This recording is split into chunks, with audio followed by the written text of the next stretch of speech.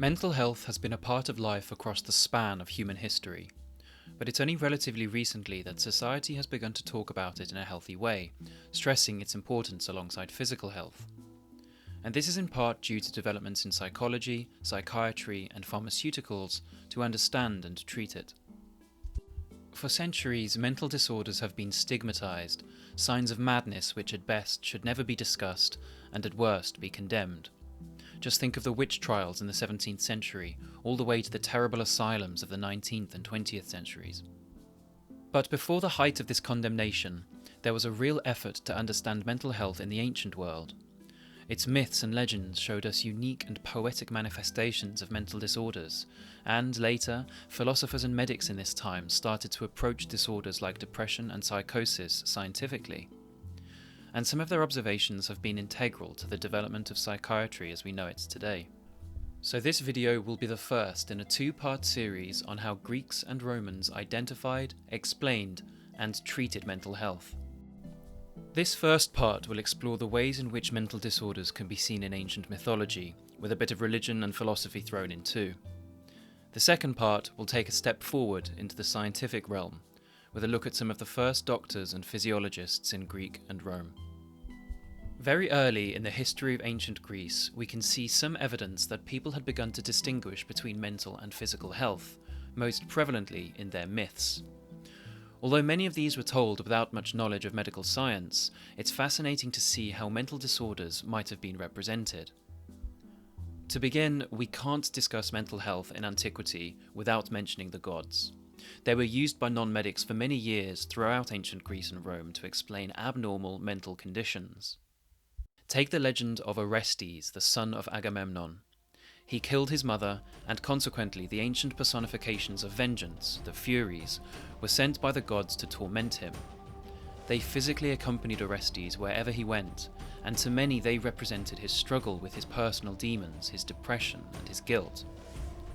It was only after Orestes took responsibility for his action that the gods freed him from the Furies, a powerful metaphor for the healing process you might find in therapy and counselling.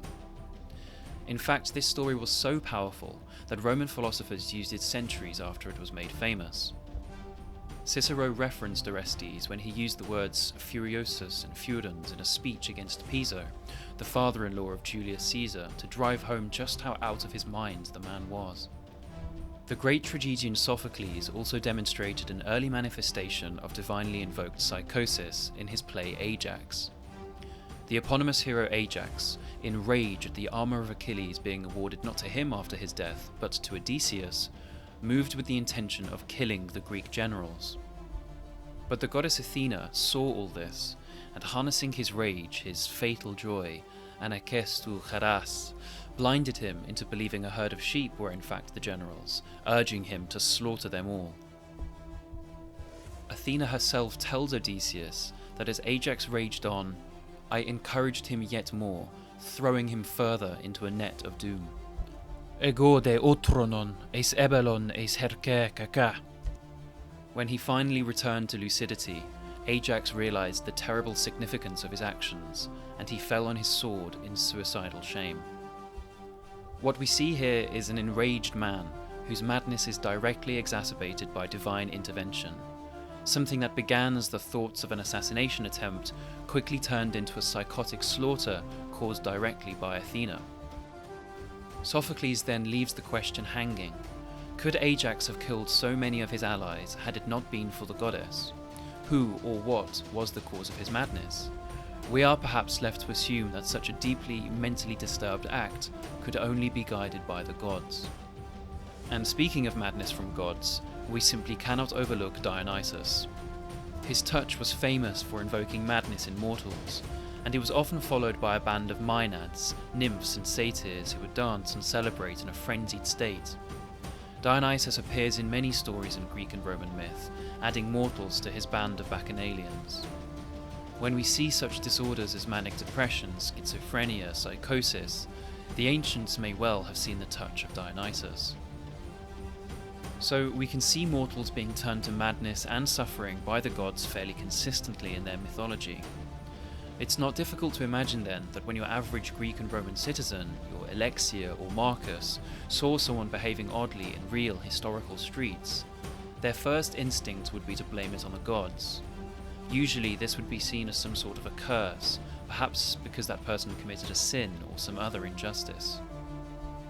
Mental disorders were strongly related to divine retribution and punishment, and in very serious cases where the so-called madness was obvious, society at large would shun or even exile the victim, fearful of illness by association. This is best seen in the case of Oedipus, who left Thebes in order to save the city from further divinely inflicted ethical pollution. And so it would often happen in reality as well. The historian Herodotus, although his commitment to historical truth is often doubted, provides us with another interesting tale of divine punishment. In his histories, he mentions King Cleomenes of Sparta. This king was said to be considered quite mad, akromanes, or what we would consider mentally ill, even when he assumed the throne. But he nevertheless went on to achieve many victories for Sparta. But Cleomenes also held little regard for the gods and sacred rites. He defiled shrines, slaughtered praying men, and burned a sacred grove. He also lied to the Oracle of Delphi in order to dethrone his political rival, which led to his eventual imprisonment in Sparta. Cleomenes eventually, in the throes of madness, killed himself so brutally with a dagger that it was hard for many to believe he could have done so without the gods causing it. That said, the Spartans themselves claimed it was his tendency to drink strong wine which made him go so mad.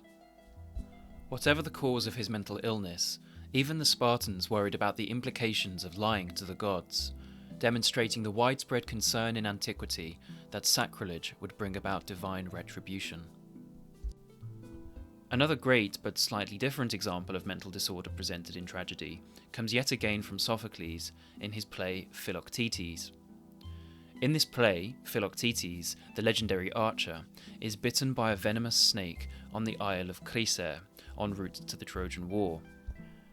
The other Greeks with him took no pity and decided to leave him there, as Philoctetes put it, so very lonely, friendless and distressed. Eremon hode kaphilon kakoumenon. For the duration of his solitude, 10 years in fact, he remained ever in pain, ever alone. His wound, incidentally in Greek called trauma, which never healed, has by many been seen as an early manifestation of post-traumatic stress disorder. To further drive the comparison home, Philoctetes later compared his suffering to that of Neoptolemus, the son of Achilles. As we know from the Ajax story, after Achilles' death his armour was also not given to Neoptolemus, understandably leaving the great hero's natural heir rather depressed. Philoctetes, when Neoptolemus later came with Odysseus to Chrysaor to finally take the archer to Troy, says, "You have clearly come to me with pain like my own." Without the language of psychiatry that we have today, Sophocles could best express this mental trauma in the form of a physical wound which just never heals. And I'm sure some of those Athenians in Sophocles' audience, who could have fought Persians and Spartans around the time of Philoctetes first being staged, would also have found it quite relatable. But it wasn't all doom and gloom. Plato also goes into some detail about the concept of mania or madness as being a divine gift from the gods. He described it as the Muses speaking through poets and other artists, essentially likening their performance to an out-of-body experience. This kind of thinking ties in strongly with even modern conceptions around the relationship between mental illness and creativity.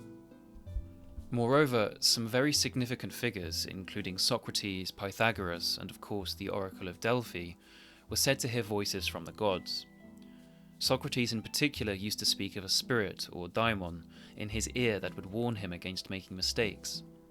Many have speculated that this could be an early form of psychosis, but ancient accounts of it are invariably positive, saying that in Socrates' case, his hallucinations always benefited him.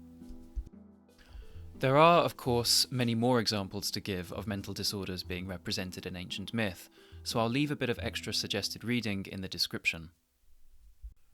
I'll also add any sources I used for researching this video. In the next part of this series, I'll move on to the more rational and scientific ways of thinking about mental disorders in antiquity, this time covering a bit more of the Roman side of things. Some of this thinking even began in ancient mythology, but soon overtook it as more established medical science.